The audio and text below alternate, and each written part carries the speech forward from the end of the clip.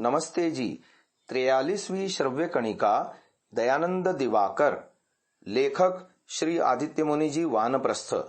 योग विद्या शिक्षा के 6 वर्ष, अध्याय तृतीय में हम स्वामी शिवानंद जी गिरी द्वारा स्वामी दयानंद जी को दिए गए योग उपदेश का वर्णन आपको सुना रहे हैं। अगला शीर्षक है अवस्था भेद से चतुर्विध योग। पहला है प्राथम कल्पिक, द्वितीय है मधुमति भूमिक, तृतीय है प्रज्ञा ज्योति और चतुर्थ है अतिक्रांत भावनीय। सूत्र है योग दर्शन में तृतीय अध्याय में 51वां, जिस पर व्यास भाष्य है स्थान्युपनिमंत्रणे संगस्मयाकरणम पुनरनिष्ट प्रसंगात। तो योग शिक्षा में जो लोग नए हैं, योग जिनका दृढ़ नहीं हुआ है, जो थोड़े दिनों में ही संयम साधना में, धारणा ध्यान समाधि की साधना में प्रवृत्त हुए हैं, वे लोग किसी प्रकार के ऐश्वर्य, सिद्धि, विभूति, सिद्ध पुरुषों के भाव या ज्ञानी पुरुषों के दिव्य भाव कुछ भी अनुभव नहीं करते हैं। ऐसे लोग प्राथम कल्पिक स्थिति में हैं। दूसरा है मधुभूमिक। इस प्राथम कल्पिक स्थिति का अतिक्रमण करके योग साधक द्वितीय मधुमति भूमिक में आ जाते हैं। तब वे लोग ऋतंभर प्रज्ञा लाभ करते हैं।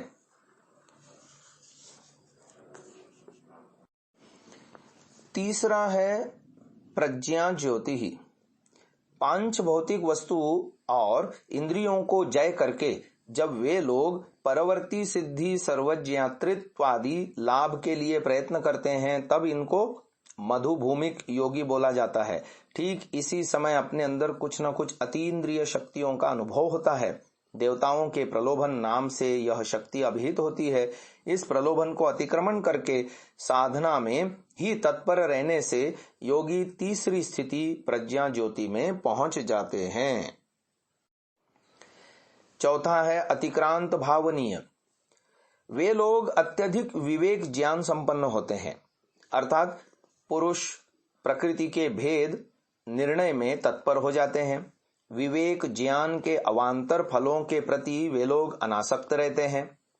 समाधि काल में भी किसी प्रकार का विघ्न नहीं उठता है और वे जीवन मुक्तों की स्थिति में आ जाते हैं। वे लोग ही चौथी स्थिति अतिक्रांत भावनीय में पहुंच जाते हैं। अब शीर्षक है योग लभ्य विभूतियां। इन 4 स्थितियों के प्राथम कल्पिक योगी लोग किसी प्रकार की अतीन्द्रिय शक्ति का अनुभव नहीं करते हैं, अर्थात कोई सिद्ध पुरुष या देवता के या दिव्य गुण का दर्शन नहीं पाते हैं। द्वितीय, तृतीय और चतुर्थ स्थितियों के योगी लोग ही भिन्न भिन्न अतीन्द्रिय शक्तियों के अनुभव और उनका लाभ करते हैं। योगी लोग इसको ही देव दर्शन और सिद्ध पुरुष दर्शन बोलते हैं। इन्हीं शक्तियों से त्रिविध योगियों के अंदर बहुत योगी प्रलुब्ध और विस्मित हो जाते हैं। इस प्रकार की विभूतियों को या ऐश्वर्यों को देखकर जो योगी प्रलुब्ध और विस्मित होते हैं, उनका यौगिक उत्कर्ष से पतन हो जाता है। योग विद्या के और साधना के एकमात्र उद्देश्य का नाम ही कैवल्य लाभ या मोक्ष लाभ है।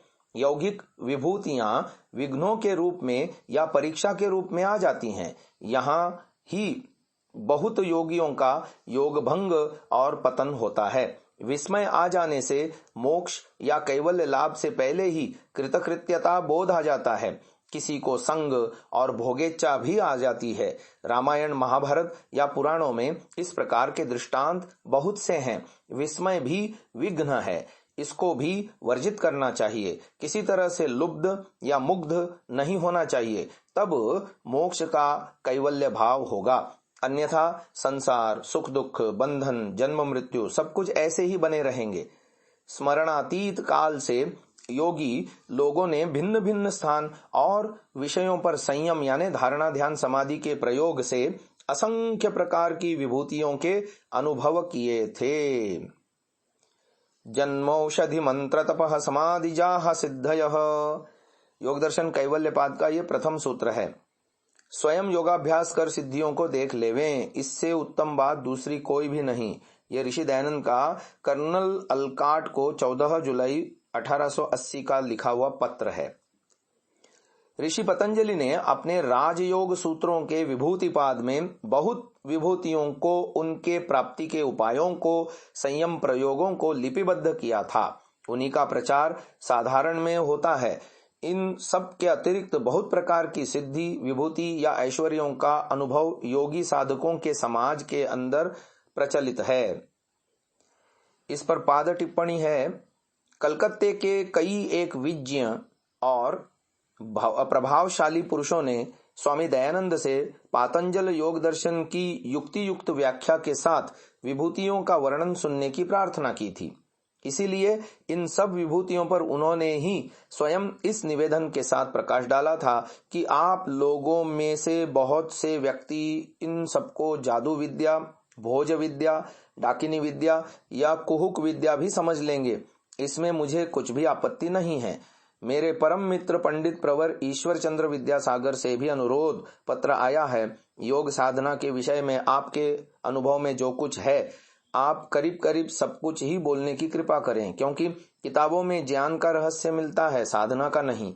विद्यासागर जी का यह अनुरोध मुझे सहर्ष स्वीकार है। मैं यथाशक्ति इसका वर्णन करूंगा। मैंने चाणोद, करनाली, व्यासाश्रम और अहमदाबाद के निकट स्मशान के दुग्धेश्वर मंदिर में भिन्न भिन्न योगी गुरुओं से 24-25 वर्ष की आयु से 27 से 28 वर्ष की आयु तक 3 वर्ष का काल योग विद्या की शिक्षा और अभ्यास में बिताया था। पीछे 30 से 31 वर्ष की उम्र तक का 3 वर्ष का समय आबू शैल पर योग व्रत धारण करके योग की साधना और तपस्या में बिताया था। मेरे प्रति गुरुओं की बहुत ही कृपा थी। मैं योग के बारे में जो कुछ कहूंगा, उनकी ही दी हुई शिक्षा और साधना से जो कुछ मैंने अनुभव पाया है, उसी को मैं कहूंगा। महर्षि दयानंद जी का कथन। अब आगे शीर्षक आ रहा है जप, धारणा, ध्यान, समाधि के वैशिष्ट्य। ये चारों एक ही वस्तु हैं। प्रणव मंत्र का जप अविराम गति से करने के बाद जप गाढ़ होकर धारणा रूप में आ जाता है। उसी प्रकार धारणा से धारणा गाढ़ होकर ध्यान रूप में आ जाती है। उसी प्रकार ध्यान करने से ध्यान गाढ़ होकर समाधि रूप में आ जाता है। जप में सब कुछ रहते हैं। जप क्रिया के बाद धारणा में धारणा क्रिया, धारणा कर्ता और धारणा का विषय, इन तीनों विषयों का ज्ञान रहता है। ध्यान में ध्यान कर्ता मैं और मेरा ध्येय दोनों रहते हैं। समाधि में केवल ध्येय विषय ही रहता है और ध्याता का अस्मित्व ध्येय में विलीन हो जाता है। यह चित्त का सर्वोत्कृष्ट स्थैर्य है। अब आगे शीर्षक है प्रत्याहार और धारणा में भेद। धारणा का अर्थ है चित्त की एक ही विषय में धारणा करना, अर्थात चित्त के अंदर केवल एक ही विषय का चिंतन करना। प्रत्याहार की साधना में इंद्रियों को विषयों के संबंध से पृथक कर देने से ही धारणा संभव होती है। खंड खंड ज्ञान वृत्ति का नाम धारणा है और अखंड एकतान ज्ञान वृत्ति का नाम ध्यान है। समाधि संपूर्ण तन्मय भाव है। समाधि से ही आत्मदर्शन होता है। धारणा, ध्यान और समाधि, इसे संप्रज्ञात समाधि होती है। संप्रज्ञात समाधि में कोई न कोई विषय यानी अवलंबन रूप में रहता है। संप्रज्ञात समाधि में ध्यान का विषय या बीज रहता है, अतः उसका नाम सबीज समाधि है। जिस समाधि में वह नहीं रहता, उसका नाम निर्बीज समाधि है। धारणा, ध्यान, समाधि निर्बीज समाधि का बहिरंग है और केवल परवैराग्य ही निर्बीज समाधि का अंतरंग है। सबीज साधना नहीं करने से निर्बीज साधना भी संभव नहीं है। यदा कदा किसी विषय पर स्वल्प मात्रा में भी आसक्ति रहेगी और जब तक विषय चिंतन रहेगा तब तक सबीज है, और जब साधक संपूर्ण रूप से विषयासक्तिहीन हो जाएगा, स्वल्प मात्रा में भी विषयासक्ति नहीं रहेगी, यानी परवैराग्य होगा, तब ही उसकी निर्बीज समाधि संभव है। संस्कार और प्रत्यय। चित्त के अंदर संस्कार रहते हैं। संस्कार से प्रत्यय की उत्पत्ति होती है। संस्कार और प्रत्यय एक नहीं है। संस्कार भंडार के रूप में है और प्रत्यय उसमें सन्निहित रहता है। संस्कार रहने से ही प्रत्यय नहीं उठता है। प्रत्यय उठने के कारण और स्थितियां होनी चाहिए। सद्योजात शिशु के अंदर काम क्रोधादि के संस्कार तो हैं, लेकिन उसमें काम क्रोधादि के प्रत्यय नहीं उठते हैं। अवस्था वृद्धि के साथ साथ वे प्रत्यय आ जाते हैं। मन या चित्त से ही भिन्न भिन्न समय में या भिन्न भिन्न प्रत्ययों का उदय होता है। चित्त में पापों का प्रत्यय उठता है और पुण्यों का संस्कार रहने से पुण्यों का प्रत्यय उठता है।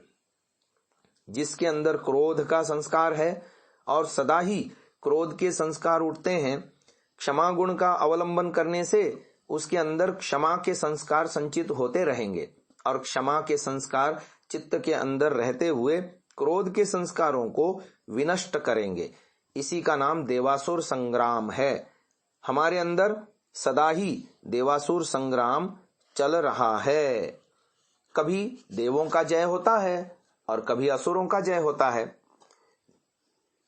जागरण में और स्वप्न में यह युद्ध चालू है। आज की इस चर्चा को यहीं विराम देते हैं। ओम।